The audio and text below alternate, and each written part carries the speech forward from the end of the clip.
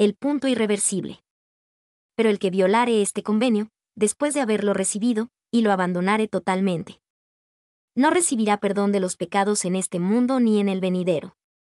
Doctrina y Convenios 84-41. Es verdad que el gran principio del arrepentimiento siempre está disponible. Mas para el impío y el rebelde la anterior expresión tiene graves reservas. Por ejemplo, el pecado tiende intensamente a arraigar hábitos y a veces conduce a los hombres al trágico punto irreversible. Sin arrepentimiento, no puede haber perdón, y sin perdón, todas las bendiciones de la eternidad penden de un hilo. A medida que el transgresor se hunde más y más en su pecado, y el error se arraiga más profundamente y se debilita la voluntad para cambiar, la situación va cobrando una desesperanza cada vez mayor, y él continúa su descenso hasta que, o se niega a volver a subir, o ha perdido la facultad para hacerlo. Eternamente demasiado tarde. Tal vez el Libro de Mormón contenga los mejores ejemplos y referencias en cuanto a este punto. Como lo expresa Amulek, porque si habéis demorado el día de vuestro arrepentimiento, aún hasta la muerte. He aquí, os habéis sujetado al espíritu del diablo que os sellará como cosa suya. Por tanto, se retira de vosotros el espíritu del Señor y no tiene cabida en vosotros, y el diablo tiene todo poder sobre vosotros, y este es el estado final del malvado. Alma 34-35. En esta última expresión se percibe un tono desconsolador concluyente. Concuerda con estas palabras de Samuel en la manita a los que postergan el día de su salvación. Es eternamente demasiado tarde ya, y vuestra destrucción está asegurada. El Amán 13:38. Y evoca lo que expresó Mormón concerniente a sus contemporáneos inicuos. El lamento de los condenados, Mormón 2:13. El factor clave en tal situación consiste en que se retira el espíritu del Señor. En los últimos días de las batallas de los jareditas, el espíritu del Señor había dejado de contender con ellos. Y Satanás se había apoderado completamente de sus corazones. Éter 15:19. También los nefitas en una ocasión continuaron con su iniquidad, hasta que se vieron abandonados para dar coces contra el aguijón. Y descubrieron que se habían vuelto débiles como sus hermanos los lamanitas. Y que el Espíritu del Señor no los protegía más, sí, se había retirado de ellos. Porque el Espíritu del Señor no habita en templos inmundos. Por lo tanto, el Señor había cesado de protegerlos con sus milagros e incomparable poder. Porque habían caído en un estado de incredulidad y terrible perversidad.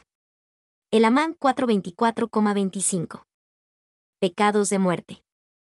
Cuando se habla del asunto del pecado y se declara que el Señor y su Iglesia perdonarán las transgresiones, debe aclararse que hay pecados de muerte. El apóstol Juan nos dice: hay pecado de muerte, por el cual yo no digo que se pida. Toda injusticia es pecado, pero hay pecado no de muerte. Primera de Juan 5:16-17. En otras palabras, los pecados son de distintos grados de gravedad. Hay los que se pueden perdonar y otros por los cuales uno no puede prometer el perdón.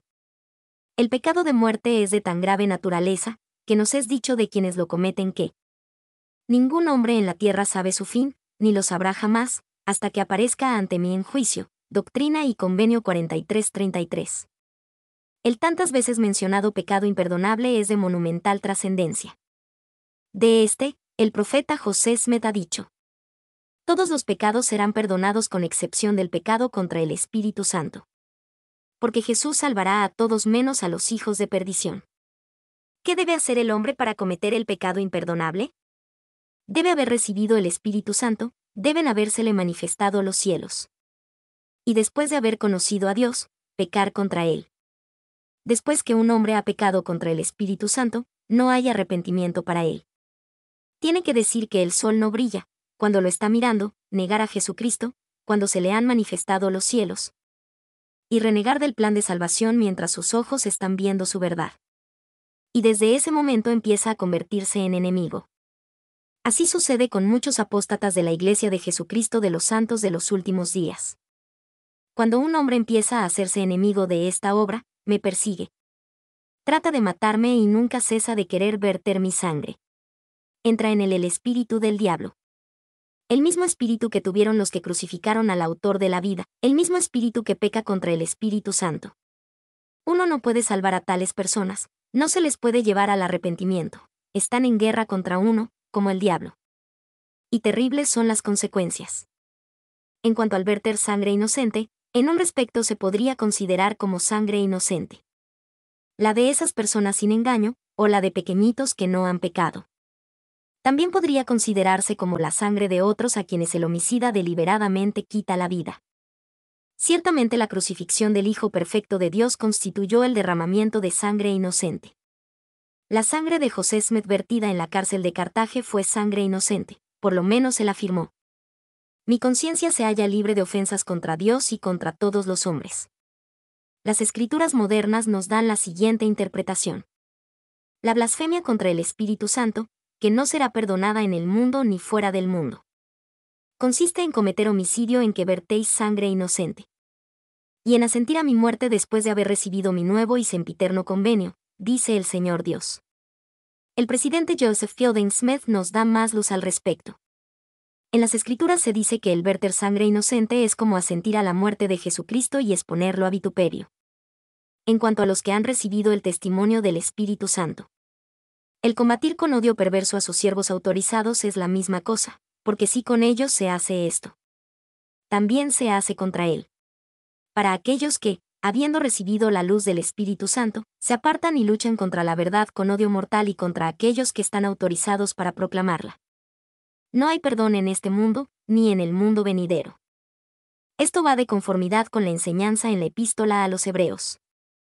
Porque es imposible que los que una vez fueron iluminados y gustaron del don celestial, y fueron hechos partícipes del Espíritu Santo, y asimismo gustaron de la buena palabra de Dios y los poderes del siglo venidero, y recayeron, sean otra vez renovados para arrepentimiento, crucificando de nuevo para sí mismos al Hijo de Dios, y exponiéndole a vituperio. Hebreos 6:4-6.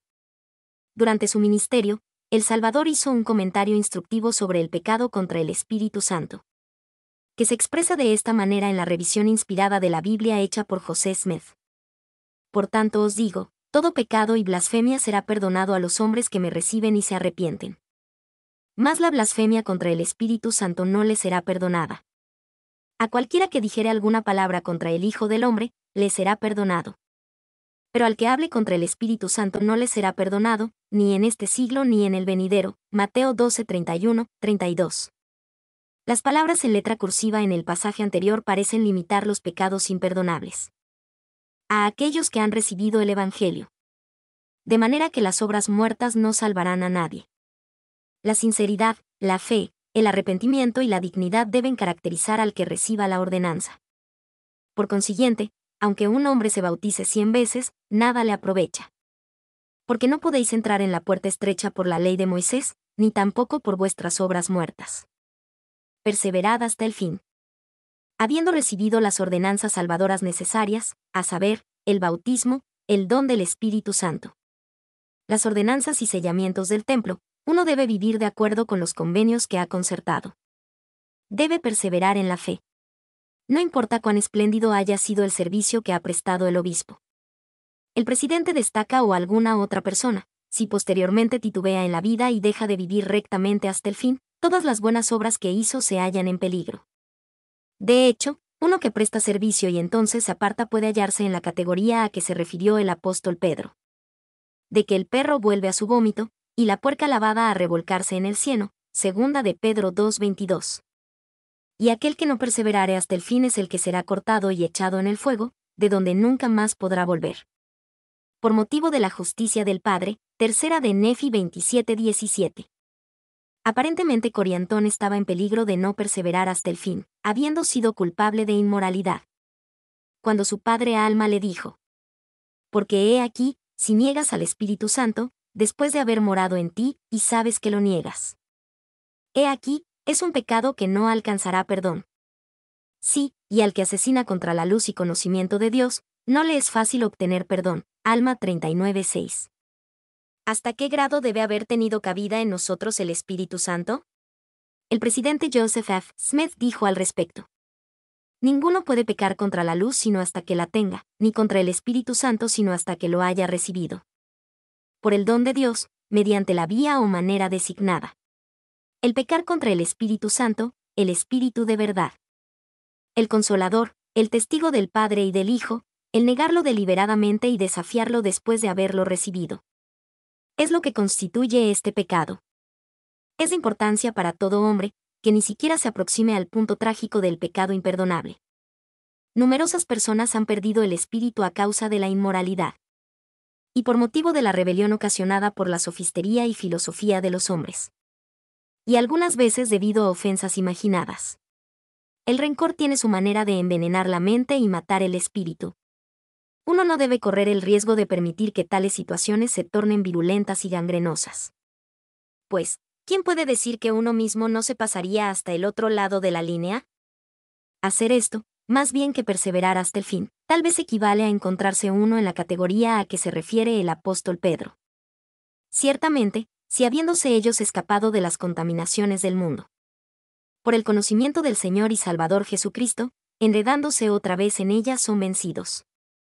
Su postrer estado viene a ser peor que el primero. Porque mejor les hubiera sido no haber conocido el camino de la justicia, que después de haberlo conocido, volverse atrás del santo mandamiento que les fue dado, segunda de Pedro 2:20,21. El pecado contra el Espíritu Santo. Podría calificarse a los pecados de muerte de ser algo difíciles de definir y designar con precisión. De las palabras de José Smith, previamente citadas, notamos que muchos apóstatas de la Iglesia de Jesucristo de los Santos de los Últimos Días se hallarán en esta categoría. No podemos identificarlos individualmente en forma definitiva, ya que es imposible que nosotros conozcamos la amplitud de su conocimiento, la profundidad de su entendimiento y la firmeza de su testimonio antes de su caída. Cuando uno ha recibido el Espíritu Santo, cuenta con un compañero que constantemente lo amonestará y enseñará e inspirará, si no se le desecha por medio de la impureza u otra iniquidad persistente. El Espíritu Santo siempre dará testimonio cada vez mayor de la verdad del Evangelio. La fuerza de su influencia queda recalcada en esta explicación del presidente Joseph Fielding Smith. La razón por que la blasfemia contra el Hijo de Dios puede ser perdonada, aun cuando el Hijo fuese manifestado en una visión o sueño, es que tal manifestación no impresiona el alma tan profundamente como el testimonio del Espíritu Santo. La influencia del Espíritu Santo es el Espíritu hablando al Espíritu. Y la impresión indeleble es una que trae la conversión y la convicción al alma en una manera que ninguna otra influencia puede lograr. El Santo Espíritu revela la verdad con una certeza que no admite ninguna duda. Y por consiguiente, es mucho más impresionante que una visión comunicada al ojo. La profundidad y durabilidad de las impresiones causadas por el Espíritu hablando al Espíritu. Tal vez explica las palabras del Señor a Tomás después de su resurrección. Porque me has visto, Tomás, creíste. Bienaventurados los que no vieron, y creyeron, Juan 20:29. Aquí se hace referencia al testimonio más seguro. La vista puede engañarse, así como los otros sentidos físicos. Pero el testimonio del Espíritu Santo es seguro. El pecado contra el Espíritu Santo requiere tal conocimiento, que es manifiestamente imposible que el miembro común cometa tal pecado. Pocos serán, comparativamente, los miembros de la Iglesia que cometerán homicidio en el cual derramarán sangre inocente, y esperamos que sean solo unos pocos los que negarán al Espíritu Santo. El juramento y convenio del sacerdocio. Atañen a este tema las palabras del Señor acerca del juramento y convenio del sacerdocio. Dicen en parte: porque quienes son fieles hasta obtener estos dos sacerdocios de que he hablado, y magnifican su llamamiento, son santificados por el Espíritu para la renovación de sus cuerpos. Llegan a ser los hijos de Moisés y de Aarón y la descendencia de Abraham, y la Iglesia y el reino, y los elegidos de Dios.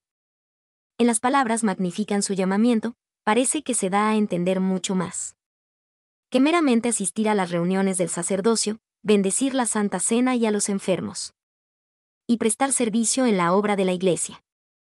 Para merecer la ordenación del sacerdocio, la fidelidad es una condición que tal vez no todos los hombres reúnen. Y la de magnificar su llamamiento parece indicar una totalidad que pocos hombres, si acaso los hay, logran en el estado terrenal. Parece que aquí se incluye la perfección del cuerpo y del espíritu. También en los siguientes 5 versículos se da a entender mucho que no se aclara en forma completa. Y también todos los que reciben este sacerdocio, a mí me reciben, dice el Señor. Porque el que recibe a mis siervos, me recibe a mí, y el que me recibe a mí, recibe a mi Padre. Y el que recibe a mi Padre, recibe el reino de mi Padre, por tanto, todo lo que mi Padre tiene le será dado. Y esto va de acuerdo con el juramento y el convenio que corresponden a este sacerdocio. La palabra recibir en estas frases tiene un significado profundo. En este respecto parece que recibir significa más que meramente aceptar con indiferencia, sino más bien quiere decir magnificar y desarrollar y dar eficacia. Recibir a los siervos podría significar aceptar llamamientos y responsabilidades, y prestar servicio bien y fielmente. Recibir al Señor significaría amarlo y obedecer todos sus mandamientos. Recibir al Padre significaría no desatender nada hacia el logro de la perfección personal. Y todo esto significa exaltación y vida eterna, pues lo que se promete es el reino y todo lo que mi Padre tiene. Una reflexión momentánea nos traerá a la mente el infinito conocimiento, poder, dominio, reinos, exaltaciones y gozo que aquí se nos ofrece, con un juramento y convenio que el Padre no puede quebrantar. Si damos la medida completa, se nos garantizan bendiciones ilimitadas. Y para que la enorme dificultad de la tarea no desanime a uno en cuanto a la aceptación del sacerdocio, el Señor amonestó, y hay de todos aquellos que no acepten este sacerdocio. Doctrina y Convenios 84-42. He conocido a personas que no quisieron ser bautizadas ni confirmadas, ni quisieron recibir el sacerdocio por motivo de la grave responsabilidad que tomarían sobre sí al aceptarlo. Claro está que uno no podrá escaparse de la condenación negándose a aceptar tales responsabilidades. El Señor también detalla las condiciones de acuerdo con las cuales recibimos el sacerdocio. Así que, todos los que reciben el sacerdocio reciben este juramento y convenio de mi Padre, que Él no puede quebrantar, y que tampoco puede ser traspasado. Pero el que violare este convenio, después de haberlo recibido, y lo abandonare totalmente, no recibirá perdón de los pecados en este mundo ni en el venidero. Doctrina y Convenios 84-40,41. El versículo 41 bien podría causar que el corazón se sobrecogiera de terror al darnos cuenta de lo que da a entender. Sin embargo, en nuestras debilidades e incapacidad para dar la medida completa, nos alegramos de que se haya incluido la palabra totalmente. Parece indicar rechazamiento, es decir, que uno que rechaza el programa Y se esfuerza poco o nada por cumplir. Puede quedar privado de las bendiciones prometidas. También parece indicar que mientras uno esté dedicando todo esfuerzo para hacer su parte, y con todo, no logra alcanzar la perfección, hay esperanza para él. Hijos de perdición. Hijos de perdición son aquellos que siguieron a Lucifer en su rebelión en la vida preexistente, así como aquellos que en esta vida pecan contra el Espíritu Santo. Los hijos de perdición que hayan vivido en la carne resucitarán, así como todos los demás. Pero finalmente padecerán la segunda muerte, la muerte espiritual. Porque quedan nuevamente separados de las cosas que pertenecen a la justicia. El Amán 14:18. En los días de la restauración aparentemente hubo quienes enseñaron que en alguna época serían restaurados el diablo y sus ángeles y los hijos de perdición. El profeta José Smith no quiso permitir que se enseñara esta doctrina, y aprobó la decisión del obispo de negarle la Santa Cena a cualquiera que la enseñara. En los confines de perdición o el reino de tinieblas, donde no hay luz, Satanás y los espíritus incorpóreos de la preexistencia morarán junto con aquellos que en su estado terrenal retroceden hasta el nivel de la perdición. Estos han perdido la facultad para regenerarse, se han hundido tan profundamente que se hallan privados de la inclinación y la habilidad para arrepentirse y, consiguientemente, para ellos el plan del Evangelio es inservible como medio de crecimiento y desarrollo. Y el que no puede regirse por la ley de un reino celestial, no puede resistir una gloria celestial. Por tanto, no es digno de un reino de gloria. Por consiguiente, deberá soportar un reino que no es de gloria. Así dice el Señor concerniente a todos los que conocen mi poder, y del cual han participado. Y a causa del poder del diablo se dejaron vencer y niegan la verdad y desaflan mi poder. Estos son los hijos de perdición, de quienes digo que mejor hubiera sido para ellos no haber nacido.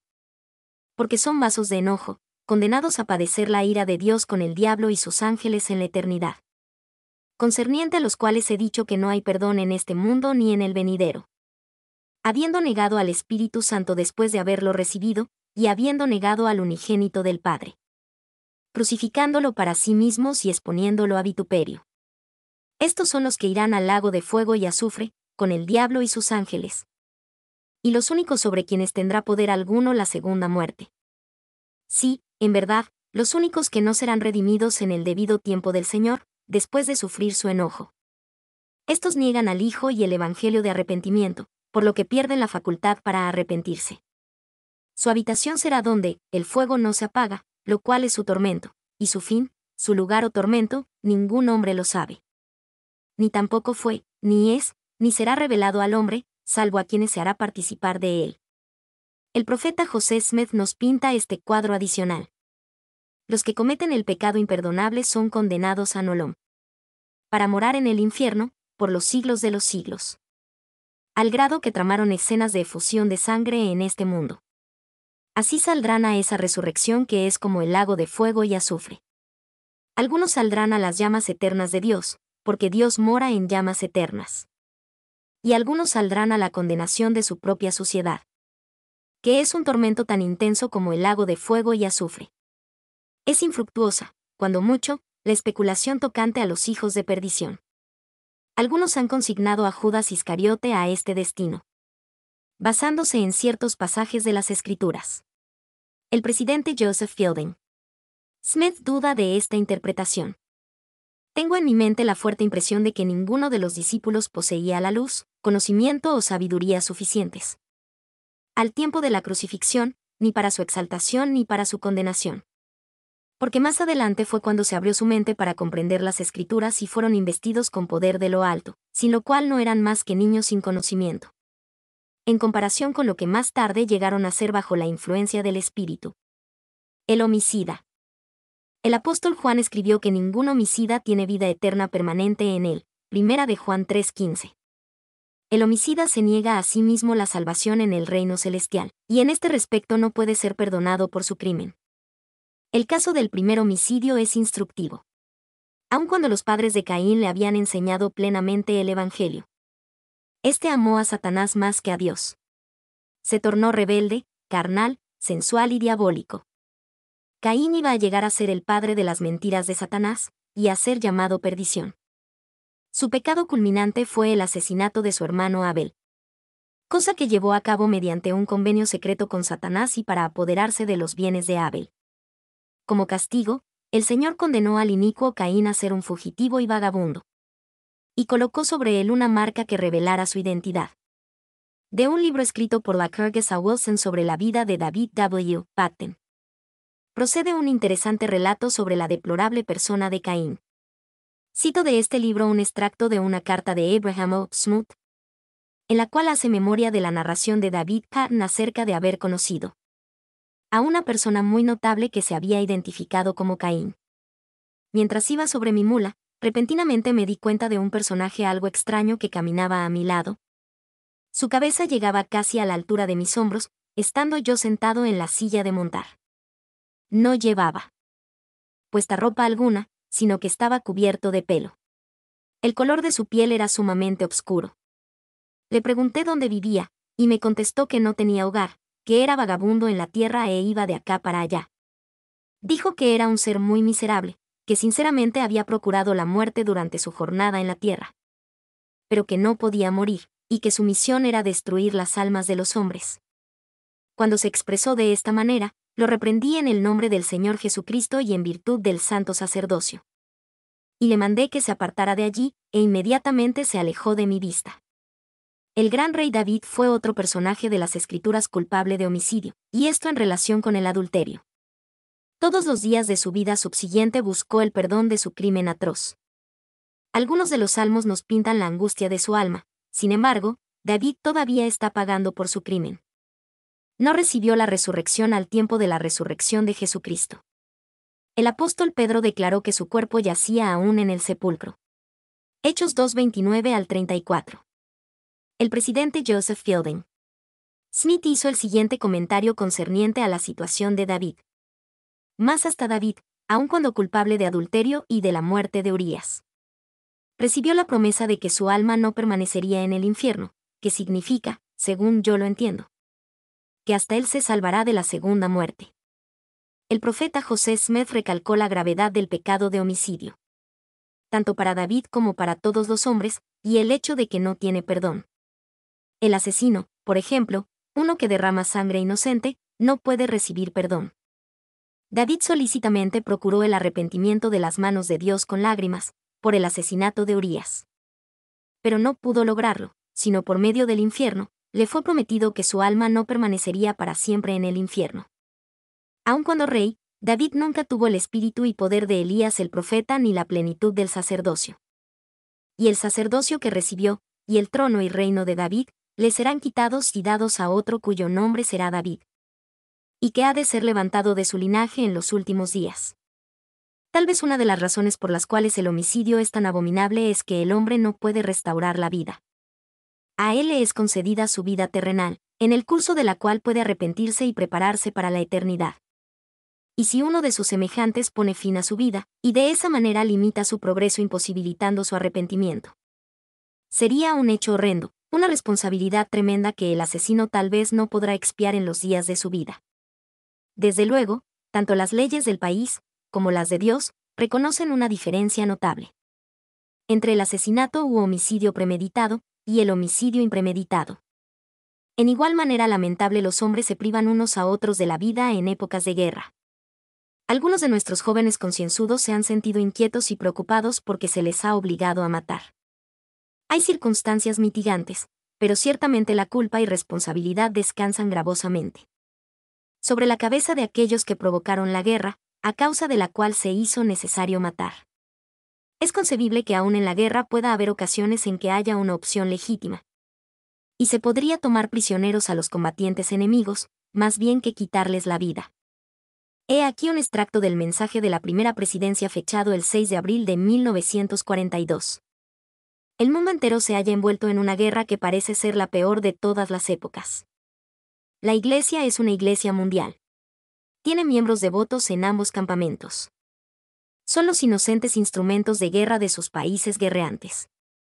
De ambos lados creen que están luchando por el hogar, la patria y la libertad. En uno y otro caso, nuestros hermanos ruegan al mismo Dios, en el mismo nombre, que se les conceda la victoria.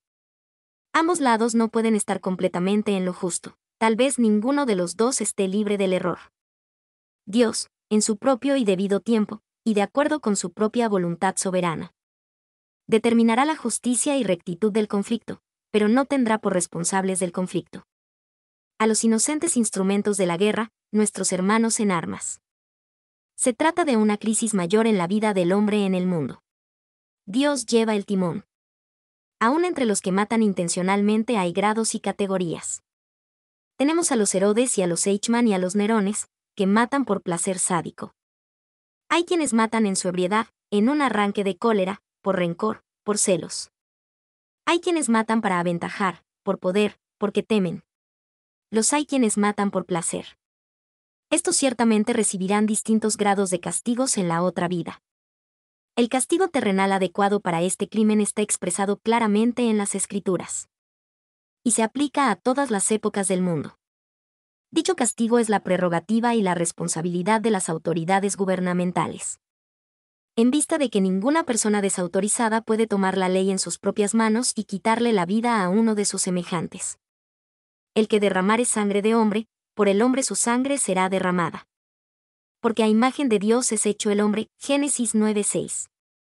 El que hiriere a alguno, haciéndole así morir, él morirá, Éxodo 21:12.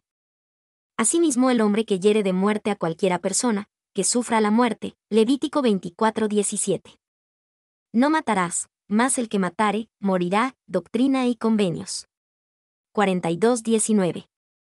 Es de lamentarse, también, que haya personas que, cuando finalmente se les sorprende en su desfalco, en la malversión de fondos, en graves transgresiones relacionadas con la inmoralidad y las cuales afectan familias y amigos, así como en otros pecados, empiecen a pensar en el suicidio.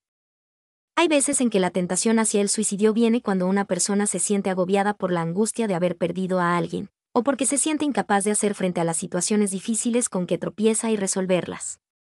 Poner fin a todo. Pero este grave crimen no le pone fin. En sus 5 sentidos, solo a un necio se le ocurriría privarse de su vida.